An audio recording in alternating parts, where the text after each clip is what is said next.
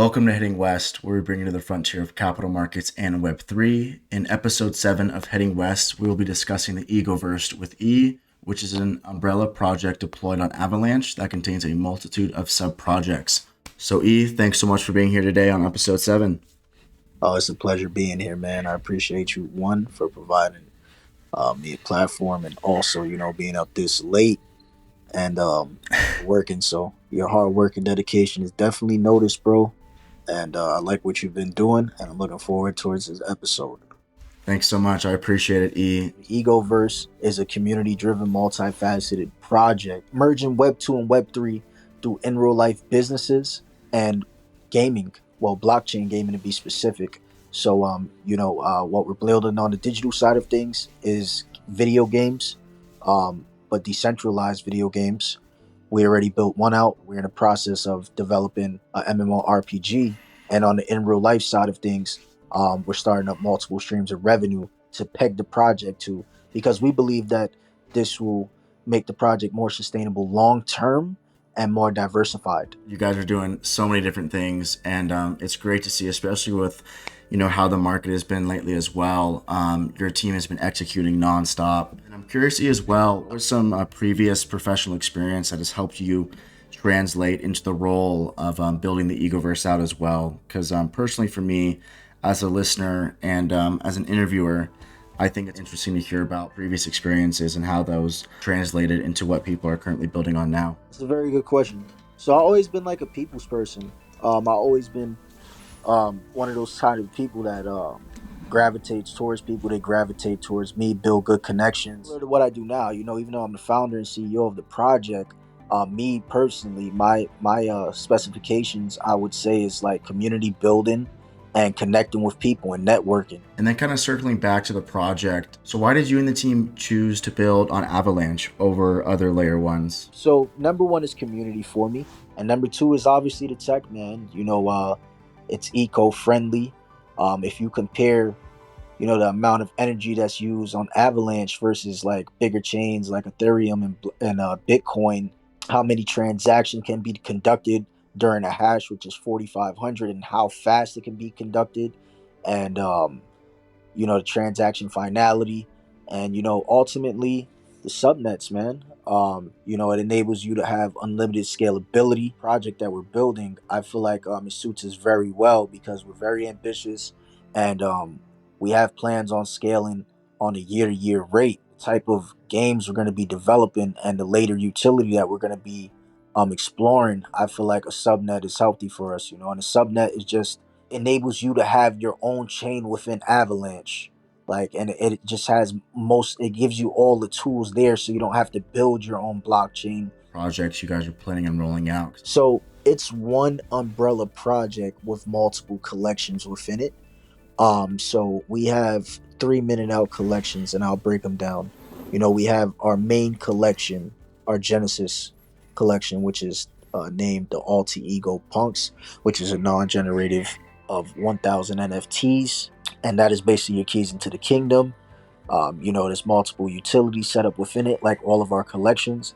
So the Alter Ego Punks, it grants you access to airdrops from all future collections launched under the banner. It grants you access to passive income when we start up these in real life businesses and do liquidity injections. It grants you access to merch, and it grants you access to our games that's out now and that will develop in the future. Also, we have the Yobis.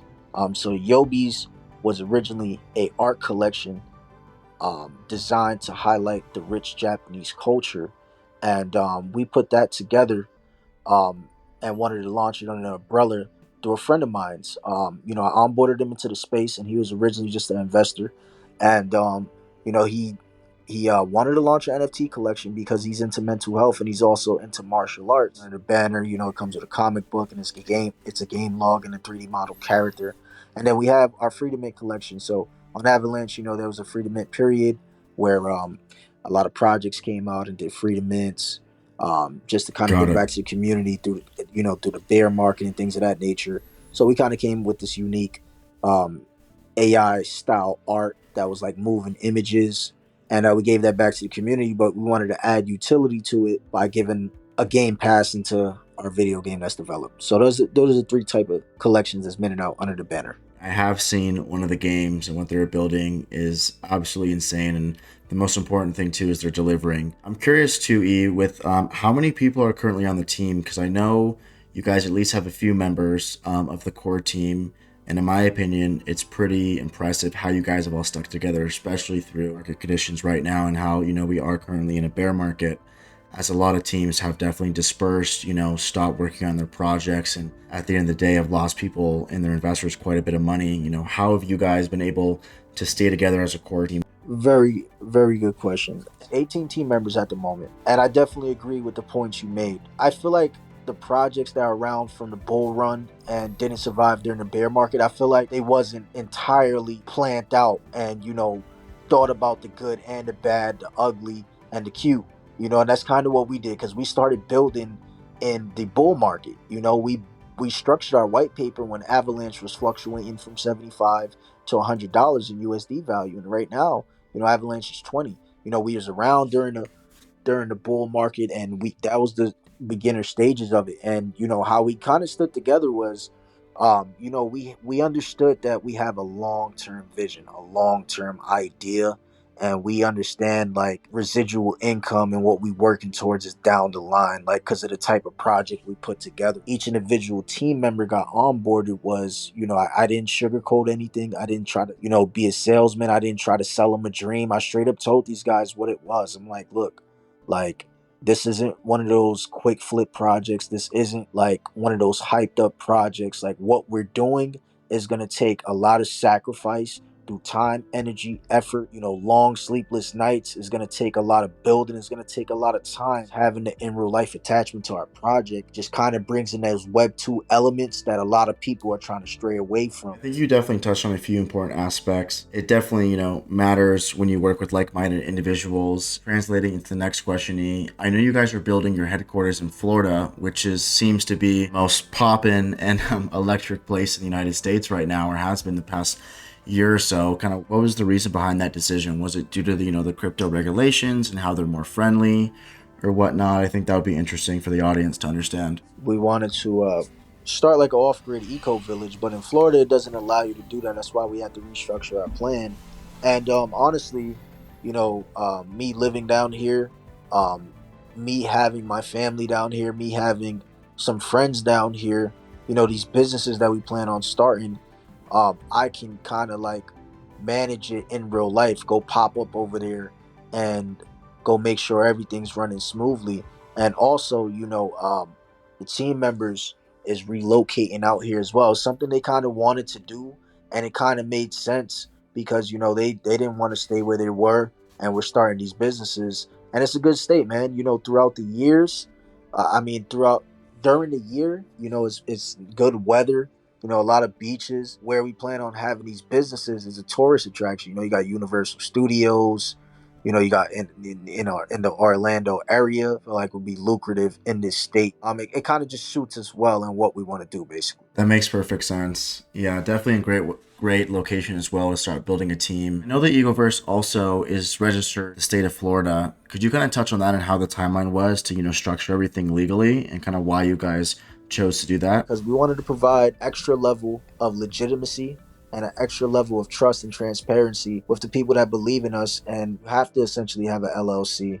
And we plan on paying taxes, and we know regulation is coming regardless whether we like it or not. So we rather just get it out the way now and have all of our ducks in a row. How we structured it was the EgoVerse LLC is like the umbrella company, and then like when we start, first we'll purchase the recreational property, and then we'll open up Hip Camp.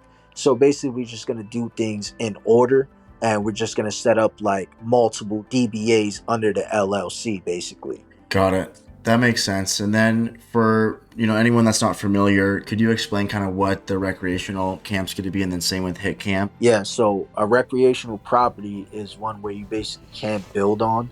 It's just for like hunting or like camping and things of that nature. Or it has a lot of regulation to it. Like it's limited to what you can do, but camping is perfect for it. So Hip Camp is it's an app And basically with this app you can post a listing. So like we're aiming to get anywhere from 2 to 5 acres worth of land.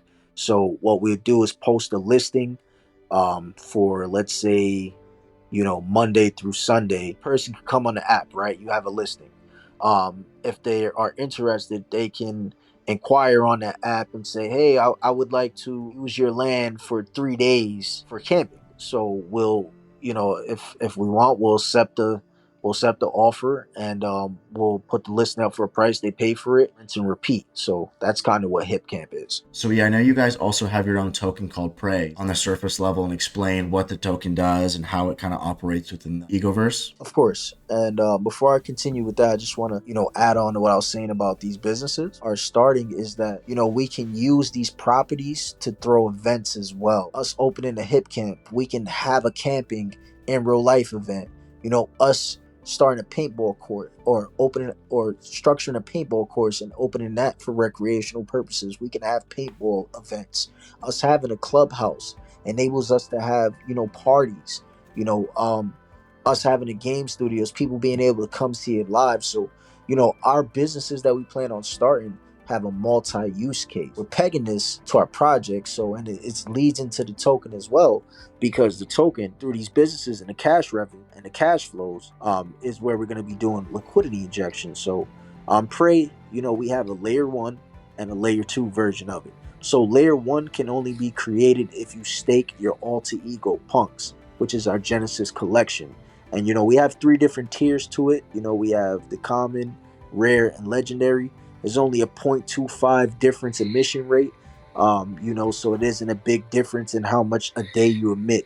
So, the commons emit 10 prey per day, the rares emit 10.25 per day, the legendaries emit 10.5 per day. And we're going to be doing liquidity injections in intervals. Layer 2 of the token is where we're going to add additional utility to it, is what's going to be attached to the game as well. So, we're still developing our second game.